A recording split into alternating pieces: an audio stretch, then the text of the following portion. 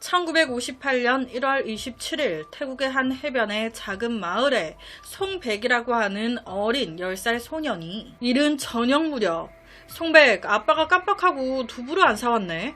요 앞에 시장에 얼른 가서 두부 하나 좀 사와. 이 아들은요, 아빠의 부탁을 받아 장을 보고 오기 위해 나갔고 아버지는 홀로 남아 아들을 기다렸습니다. 그런데 1시간이 지나고 2시간이 지나고 애가 안 와. 두부를 만들어서 와? 날은 점점 어두워져 가는데 마음이 불안해지기 시작한 아버지는 급히 여러 친척들에게 전화를 걸었습니다. 송백이 사라졌다. 찾는 걸 도와달라. 그렇게 이웃들의 친척들까지 모두 모여 5만 군데를 다 돌아다녀요. 하지만 안 보여. 그렇게 시간이 얼마나 지났을까. 갑자기 근처 숲속에서 불이.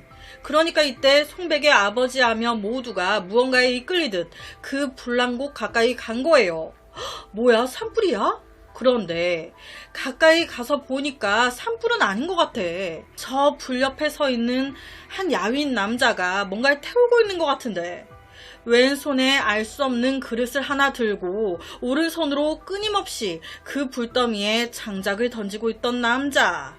아니, 이렇게 늦은 저녁에 이게 무슨 상황이야. 현장에 있던 송백의 아버지부터 친척들, 이웃들 모두 벙쪄서 상황 파악을 하고 있는데 그때 한 이웃이 저게 뭐야! 불 속에 뭐가 있잖아!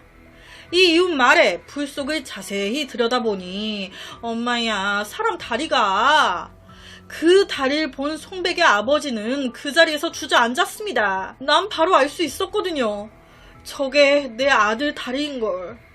내 아들이 신고 나간 신발이 그 발에 신겨져 있었으니까. 놀래서 불난 곳 이곳 저곳을 살펴보니 상체까지 보이는데, 와, 정말 우리 아들이 맞아. 이런 상황에 불을 낸 놈으로 추정되는 불 옆에서 그릇 하나를 딱 들고 불난 곳에 장작을 던지고 있던 마른 놈. 너 뭐야?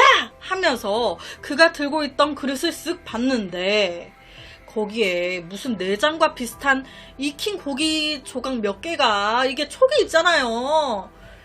너 이 새끼. 놀란 송백 아버지는 바로 이 의문의 남자에게 주먹을 날렸습니다. 그리고 아들 시신을 바로 불 속에서 끌어냈어요. 곧바로 현장으로 경찰이 출동, 시신 부검도 진행되는데 결과는 이 송백의 상태가 너무 처참했습니다.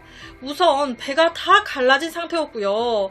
안에 내부 장기가 하나도 없어. 거의 대부분이 다 파헤쳐져가지고 배를 갈라 장기를 꺼냈다는 말이죠. 그리고 목에 아주 뚜렷한 칼자국이 있었습니다. 당연히 제일 강력한 용의자는 시신을 태우고 있었던 마른 멸치 같은 놈. 조사 결과 이놈의 이름은 중국 광둥성 출신의 황리웨이. 이 사건이 태국에서 발생했거든요. 즉 중국 놈이 태국 와서 버린 거죠. 경찰은 이 황리웨이를 신문하던 중 약간 이상한 점을 발견합니다. 1953년도부터 1958년도 사이, 약 5년 사이에 이 송백 사건과 비슷한 사건이 5건 더 있었네. 이 5건의 피해자들 또한 모두 송백과 같은 나이 10살이었고요. 시신 상태가 똑같이 내장이 전부 다 적출돼 있는 1957년 2월 6일 경찰서로 전화가 걸려온 거예요. 여기 태국 푸퉁부 근처 마을인데요. 저희 아이가 사라졌어요. 이번에는 소년이 아닌 소녀가 사라졌다고. 그렇게 바로 경찰 수색을 시작하는데 어느 큰 절 아래에서 여자아이의 시신이 발견됩니다. 똑같이 목이 칼에 찔려 있었고 내장 도려내져 있었고 그나마 여기서 단서라고 할 만한 게 몇 개 발견돼요. 현장에서 신발 한 켤레와 손점 등이 발견된 거예요. 이 단서를 따라 경찰은 곧바로 현지 정육점 주인 한 명을 체포합니다. 결론은 이 주인 소녀 살인범으로 확정 사형받았어요. 이 사건이요, 당시 태국 국민들 사이에서 엄청 화제가 됐었대요. 아니 그렇잖아요. 어린아이 잡아다가 내장을 다 빼냈다는데 당연히 사형이고 바로 집행 죽여야지. 그런데 제가 제일 앞서 말씀드렸던 황리웨이, 이놈 이제 송백을 잡아다가 이 짓하고 시신 불태우다 잡혔잖아요. 그렇게 신문을 하는데 1957년 2월 달에 사라졌던 여자아이, 걔 내가 죽인 건데? 그 정육점 주인이 아니었던 거예요. 와, 사형 집행까지 다 돼가지고 죽었는데. 와, 엄한 사람을 죽였다는 거죠, 지금. 이게 무슨 일입니까? 이놈은요, 이 짓도 내가 했고 딴 짓도 내가 했다며 자랑하듯 떠벌리기 시작합니다. 방콕 기차역 부근에서 발생한 또 다른 사건, 그것도 내가 했다. 그런데 송백 사건은 죽어도 지가 그런 게 아니라는 거예요. 내가 앞에 두 사건 자백했잖아. 내가 했다고. 그런데 송백 사건은 아니라니까. 앞에 두 건 자백했는데 송백도 했으면 했다고 하지. 내가 뭐하러 거짓말을 하겠어. 하지만 이런 그의 말에도 태국 경찰 포기하지 않습니다. 이 새끼가 어디서 약을 팔어. 네가 했잖아. 황리웨이는 9일 연속 강도 높은 신문을 받습니다. 결론은 자기가 죽였다고 인정해요. 자, 여기서 뭐야, 강도 높은 신문 받았다며. 앞서 정육점 사장도 범인 아니었는데 이제 그렇게 죽은 거 아니야, 억울하게. 그러면 지금 이놈도 범인 아닌데 진짜 강압수사에 몰리고 있는 거 아니야? 또 다른 피해자가 더 생기는 거 아니야? 라는 생각이 들죠. 그런데 이놈은 진짜 지가 한 게 맞았어요. 왜냐?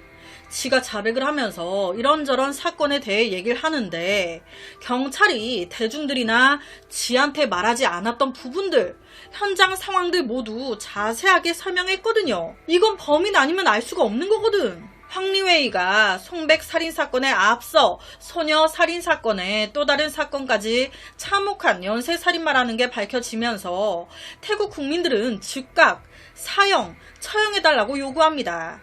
경찰은요, 이놈이 도대체 언제부터 이렇게 된 건지, 어떻게 이렇게 된 건지 동기를 알아내고자 했습니다. 신문을 더 하려고 했어요. 그런데 이 태국 국민들의 반발이 장난이 아닌 거예요. 이거 빨리 재판 진행하고 마침표 찍어야 될 것 같아.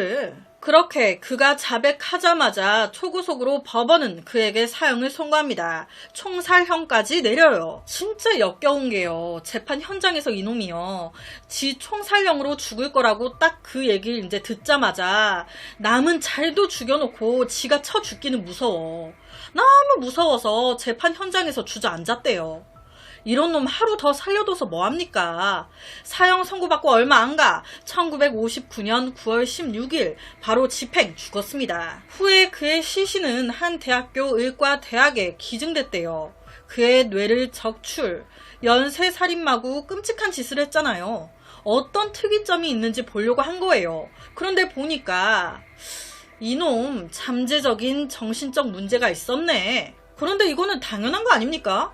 정신적으로 문제가 있는 놈이었으니까 사람 배를 가르고 막 이 짓을 다 했지. 정상적인 사람이면 이런 짓 뭐 생각이나 하겠어요? 여튼 해부학 실험 후 그의 시신은 이제 두 눈을 뽑고 온몸에 소독 왁스를 바르고 그의 몸 전체에 부식 방지용 총농을 바르고 기타 등등 화학 처리하고 알몸 상태로 모두가 볼 수 있게 투명 유리관에 서 있는 자세로 넣어져 이제 그쪽에 이제 키릴라 병원이라고 있나봐요. 거기 전시가 됐다고 합니다.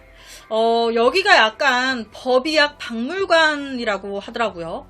이 의학 박물관의 전시품은 실제 시신들이기 때문에 이 박물관이 세계에서 가장 무서운 박물관 중 하나로 불리고 있다고 해요. 제가 이 병원 겸 이 박물관, 이게 사진이 되게 많았거든요. 가지고 오고 싶었어요. 어떻게 전시가 되어 있는지 보여드리고 싶었는데 이게 유튜브 심의에 딱 걸리는 거예요. 그래서 못 가지고 왔어요. 진짜 긴 관이 눕혀져 있는 게 아닌 세워져 있는데 다 유리. 거기 안에 이제 딱 이제 전시가 돼 있는데 사람들이 다 볼 수 있게 돼 있더라고요. 화학약품 처리해서 그런 건지 온몸이 시꺼매가지고 밀랍처럼. 누구 하나 이놈과 비슷한 범죄를 저지르고 싶어서 나름 계획, 때를 기다리고 있어? 해봐. 너도 피해자들처럼 똑같이 사형 집행으로 죽음의 두려움을 느끼게 될 거고, 거기다 더해 네 두 눈과 뇌는 모두 똑같이 적출돼 이렇게 될 테니까. 미래의 잠재적 범죄자를 막기 위해 이렇게 다 보이게 해놓은 것도 있다고 하더라고요. 자, 그렇다면 황리웨이, 이 남자는 어떤 남자인 걸까? 도대체 어떤 인생을 살았길래 사람을 죽이고 내장을 적출하는, 아니 그보다 더한 짓을 한 괴물이 돼버린 걸까? 황리웨이 그는 1927년 농민 가정에서 되게 몸이 약하게 태어났다고 해요. 가족도 엄청나게 많아요. 엄마, 아빠에 형제, 남매만 10명이었대요. 집도 잘 살지 못해서 어릴 때부터 영양실조를 달고 살았대요. 그래서 키가 성인이 돼도 150 정도. 어렸을 때도 커서도 몸이 마르고 키도 작았다 보니 항상 괴롭힘의 대상이었습니다. 1945년 이때 중국은요, 일본과 대립, 일본이 중국 쳐들어오고 이래서 내내 전쟁이었대요. 애국심이 컸던 황리웨이 나라 지키겠다며 항일군에 입대합니다. 아시죠? 전쟁에 나갔을 때 그 심리 컨트롤 하는 게 엄청 힘들다는 거. 생각만 해도 너무 무서워요. 그래서 더 전쟁 참전 용사분들이 대단하신 거고 대우 받아야 될 분들인 건데, 이때 전쟁 플러스 중국 군인들이 엄청 궁핍했대요. 배고픔과 추위에 덜덜 떨면서 전쟁은 전쟁대로 해야 했다고. 이 황리웨이는요, 전쟁통에 그렇게 하루하루 버티는데 이게 먹을 게 점점 줄어드니까 미치겠어. 힘이 안 나. 그러던 이때 그의 눈에 들어온 무언가. 근처에 흩어져 있는 몇몇 군인들의 시신이, 자기 같은 편 시신. 너무너무 배가 고팠던 황리웨이는요, 우선 내가 죽겠다 싶으니까 뭘 가리고 할 생각이 안 들었대요. 순간 자기가 사람이라는 걸 잊은 거죠.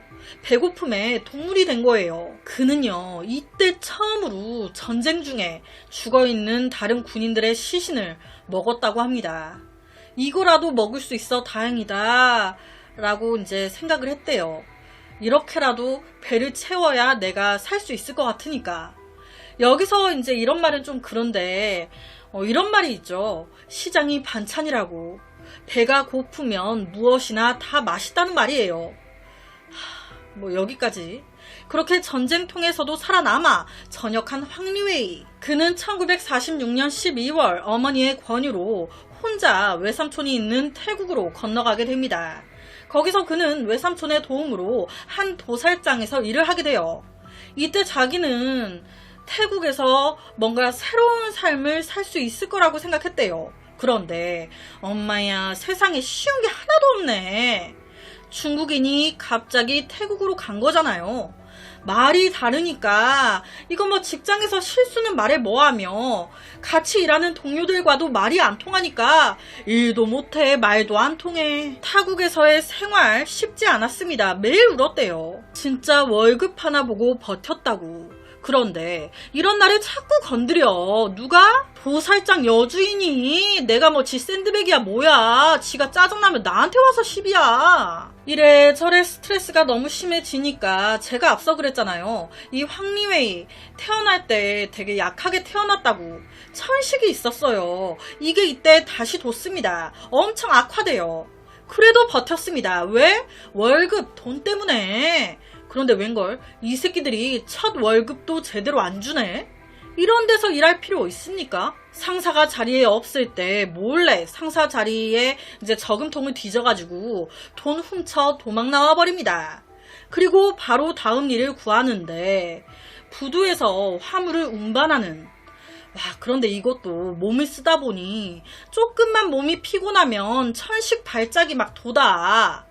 여기는 월급은 제때 주는데 천식 발작이 너무 자주 돋아서 이건 월급이 다 치료비로 나가는 거예요. 그리고 여기서도 다 날 만만하게 봐. 같이 일하는 동료들이 날 무시하고 욕하고 친한이 하나 없는 거예요. 여튼 그렇게 고달픈 생활을 이어가던 그는 갑자기 이런 생각이 듭니다. 맞다. 나 어릴 때 엄마가 나 천식 발작 이거 고쳐보겠다고 이리저리 절하며 병원하며 다녔었는데, 그때 한 절의 스님이 인간의 내장을 다려가지고 먹으면 낫는다고 그렇게 얘기하지 않았었나? 그래서 실제로 이 말을 들은 어머니가 자기 어릴 때 사형수의 심장과 간을 사가지고 약으로 다려가지고 자기한테 준 적이 있었다고 이 생각이 난 거예요. 생각해보니까 그때 그거 먹고 좀 나아졌던 것 같기도 한데, 지금 몸 최악인데 그때처럼 먹으면 좀 나아지려나? 그럼 누구의 내장을 다려 먹지? 그렇게 생각난 사람이 직장 동료? 아니요. 그럼 전 직장의 도살장 여주인? 아니요. 앞서 말씀드렸던 피해자들 나이가 10살 정도였죠. 자기가 살던 지역의 아이들이었습니다. 왜? 내가 키가 작고 말랐다고 성인들도 모자라 이 조그만한 것들까지 나를 무시하고 놀리고, 그런데 더 열받는 건 이것들이 나한테 돌 던지고 침 뱉고 놀려대도 내가 아무 말도 하지 못했다는 거야. 그 치욕스러움. 너네 내장으로 나 건강 좀 찾아보자. 솔직히 개인적으로 이건 개소리 같고요. 그냥 만만하니까 아이들 대상으로 이제 잡은 것 같아요. 자기가 키가 작고 약하다 보니 성인 남자 여자는 내가 이길 자신이 없거든. 그래서 그래놓고 무슨 어린 아이들이 자기 놀려가지고 그랬다고 말도 안 되는 소리, 웃기는 소리 하지 말라 그래요. 1954년 4월 10일 밤 태국의 한 시장 근처에서 8살짜리 여자아이가 부모님을 따라 시장 거리를 거닙니다. 시장이 되게 복잡하잖아요. 그리고 아이가 8살이니까 부모님이 뭐 크게 신경을 안 쓴 거예요. 뭐 알아서 잘 따라오겠지. 그걸 이놈이 노린 거거든. 어른들이 잠시 한눈판 사이 혼자 있던 아이를 바로 외딴 길 모퉁이로 납치. 진짜 주저함이 없어요. 길 모퉁이로 납치하자마자 바로 칼을 꺼내 목을 푹. 그렇게 다시 끌고 가려고 하는데 웬걸 누가 봤어. 그러니까 걸릴까봐 급한 마음에 피 흘리고 있는 그 여자아이를 그냥 냅두고 혼자 도망간 거예요. 첫 범행 실패한 겁니다. 하지만 난 이 실패로 더 많은 걸 알았는걸? 바로 한 달 뒤인 5월 19일 밤 방콕의 한 기차역 근처, 이번에도 11살 소녀를 노립니다. 혼자 있는 때를 노려 바로 납치, 바로 목을 푹. 진짜 소 돼지 도살하듯이. 그리고 바로 뒤 인적이 드문 곳으로 가서 진짜 무슨 동물 새끼도 아니고 큰 나무 아래에서 바로 배를 개복, 심장을 생채로 꺼내 한 입 베어 먹었대요. 와, 역겹기 짝이 없어요. 이 피해 아이의 엄마는요 바로 경찰에 신고했습니다. 그래서 아이를 찾기 위한 경찰의 수사도 시작이 됐는데, 이게 첫 번째 아이도 그렇고 두 번째 아이도 그렇고 지금 이 황리웨이와 전혀 연관성이 없는 애들이잖아요. 그러니까 이게 수사가 쉽지가 않은 거예요. 그렇게 쉽지 않은 수사로 잡힌 사람이 웬 엉뚱한 정육점 주인이었고 사형 확정, 집행까지 됐던 거죠. 무고한 한 시민이 범인으로 몰려 억울하게 죽어갈 때 이놈은요, 아싸 살았다, 태국 방콕 다른 지역으로 옮겨갑니다. 그리고 거기서 또 피해자 3명을 연속 살해. 그 중에 한 명이 맨 처음 말씀드렸던 송백이었던 거예요. 똑같이 다 내장을 다려먹고 익혀먹고 처먹었대요. 실제 역겨운 사건은요, 태국에서 영화로도 만들어졌다고 하고요, 다큐멘터리로도 만들어졌다고 해요. 이런 정신병자 같은 새끼가 어디 또 있겠습니까? 찬식 발작에 도움이 될까 싶어 사람의 심장을 그냥 꺼내 생채로 씹어먹고 다려서 먹었다는 게, 이건 동물이죠. 이 황리웨이의 시신은요, 법의학 박물관에 계속 전시가 돼 있다가 2020년 7월 23일 61년 만에 화장이 됐다고 해요. 참 듣고도 믿기 힘든 사건이죠. 이유가 어쨌든 저는요, 범죄 저지른 놈은 지가 어떻게 커왔고 몸이 어째고 다 필요 없어요. 하나도 안 불쌍해. 꽃도 피워보지도 못하고 악마 손에 죽어간 그 어린 아이들이 제일 불쌍할 따름입니다. 이 어린 영혼들을 누가 위로해 줄 거야? 이 새끼 죽어 하늘로 올라갔을 때 만나가지고 반대로 아이들이 이놈을 접해놨으면 좋겠네요. 그래서 오늘은 믿기 힘든 중국 놈이 태국에서 저지른 믿기 힘든 한 살인사건을 가지고 왔습니다.